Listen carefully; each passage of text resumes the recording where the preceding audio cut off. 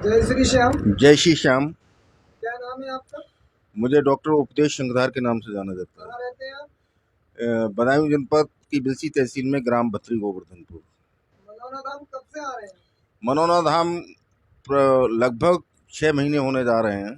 मैं 6 महीने से लगातार आ रहा हूँ। और एक बात बड़ा स्पष्ट कर दूं कि बाबा की कृपा किस समय किस रूप में हो जाए ये कहा नहीं जा सकता।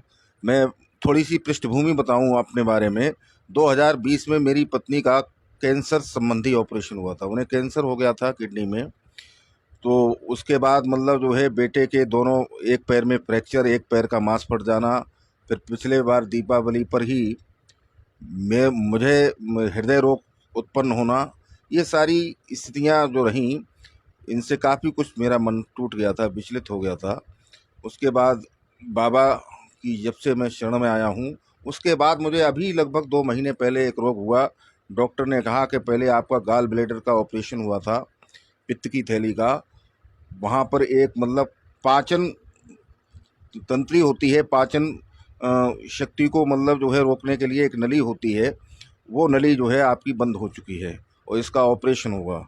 मैं बाबा के दरबार में आया, मेरी श्रीमती जी आई, उन्होंने महंत जी यहाँ पर उपस्थित हैं, महंत जी की से प्रार्थना की कि बाबा से हमारे लिए दुआएं करें, क्योंकि मतलब जो है पिछले काफ़ी समय से बीमारियों से ग्रस्त हैं और कोई ऑपरेशन कराने की स्थिति में इस समय नहीं है।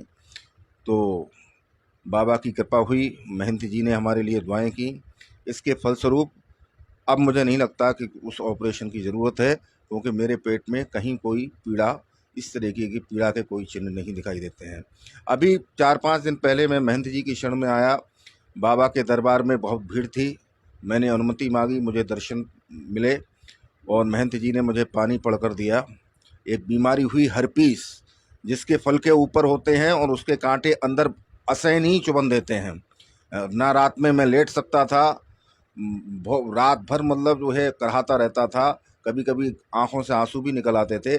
ऐसी स्थिति में मतलब जो है आपने जब पानी पढ़कर दिया बाबा के नाम का, तो मुझे बहुत लाभ हुआ। इतना लाभ हुआ कि अब मैं अपने लिए पूरी तरीके से स्वस्थ महसूस कर रहा हूँ। बाबा खाटू श्याम बाबा सदैव मुझ पर और मेरे परिवार पर कृपा बनाए रखें।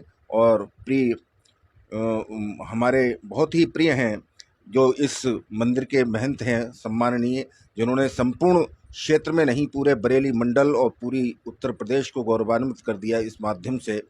मनौना जो एक छोटा सा ग्राम हुआ करता था, आज मनौना धाम के रूप से जाना जाता है संपूर्ण भारतवर्ष में।